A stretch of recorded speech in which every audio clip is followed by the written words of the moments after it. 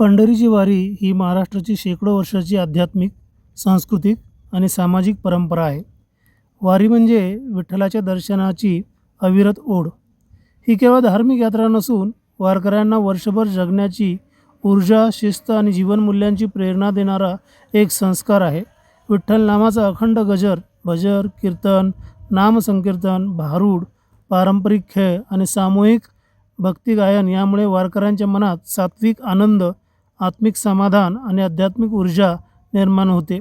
शेकडो किलोमीटरचा पायी प्रवास हा शरीरासाठी उत्तम व्यायाम ठरतो, तर निसर्गाच्या सान्निध्यात राहिल्यामुळे मनावरील ताणतणावही दूर होतो.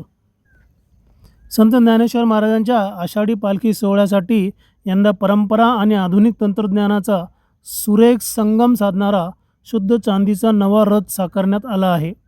येत्या 8 जुलै रोजी हा रथ पालखी प्रस्थान सोहळ्यात दाखल होईल. रथाचे पारंपरिक सौंदर्य अबाधित ठेवून त्याचे वजन लक्षणीयरित्या कमी केल्यामुळे यंदाच्या वारीत बैलांना हा रथ ओढणे अधिक सुलभ होणार आहे. टेक्नॉलॉजीचा वापर करून जसे GPS आणि CCTV कॅमेरे 10 CCTV कॅमेरे या रथावर बसवण्यात आले आहे, ज्यामुळे सुरक्षेसाठी विशेष काळजी घेतल्याचे दिसून येत आहे.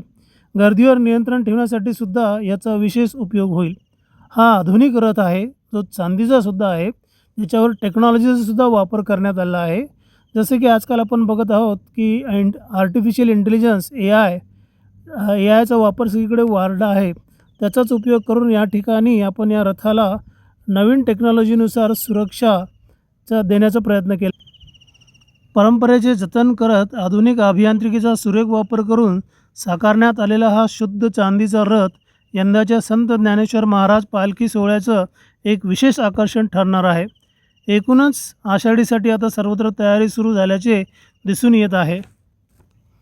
रथाची निर्मिती करताना त्याची मजबूती कायम राखत वजन शक्य तितके कमी करणे हे एक मोठे आव्हान होते.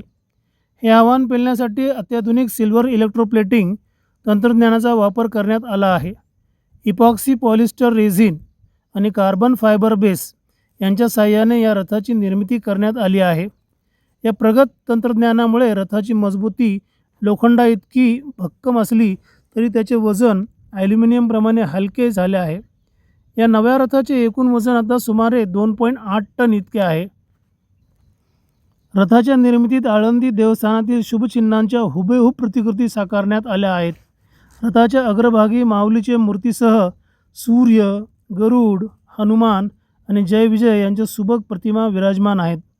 रथावरील आकर्षक आणि पारंपरिक नक्षीकाम महाराष्ट्रातील सुप्रसिद्ध शिल्पकार विवेक खटावकर यांनी केले आहे.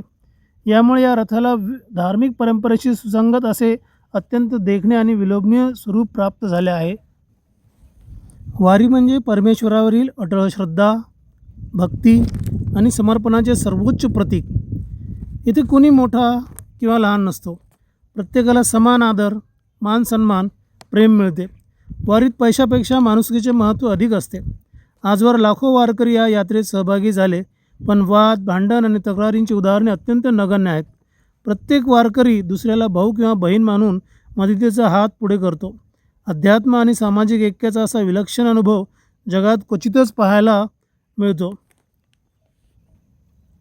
संतांनी समाज संघटन, समाज प्रबोधन, समता, भक्ती व लोकजागृतीसाठी निर्माण केलेले एक अद्वितीय सांस्कृतिक व्यासपीठ म्हणजे वारी.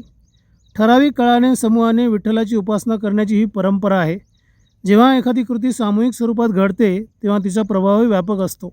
म्हणूनच आषाढी वारीला भक्ती परंपरेत अनन्यसाधारण स्थान प्राप्त झाले आहे.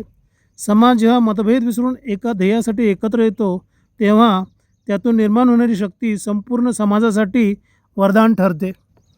तुम्हाला सगळ्यांना माहिती आहे की आज जगामध्ये सर्वत्र आर्टिफिशियल इंटेलिजन्स आणि टेक्नॉलॉजीचा वापर हा मोठ्या प्रमाणे वाढला आहे. लहानांपासून मोठ्यांपर्यंत सगळीकडे आर्टिफिशियल इंटेलिजन्स, टेक्नॉलॉजी याचा वापर सर्वजण करत आहेत. त्याच धर्तीवर त्याचाच उपयोग करून या ठिकाणी वारीमध्ये सुद्धा सर्वप्रथम अद्भुत, विलोभनीय आणि विशिष्ट असे हे चांदीचा रथ तयार करण्यात आला आहे. आता या ठिकाणी हा कुतूहलाचा आणि आकर्षणाचा विषय आहे. बघू आणखीन पुढे काय चमत्कार आपल्याला बघायला मिळतील. धन्यवाद. जय हरी विठ्ठल.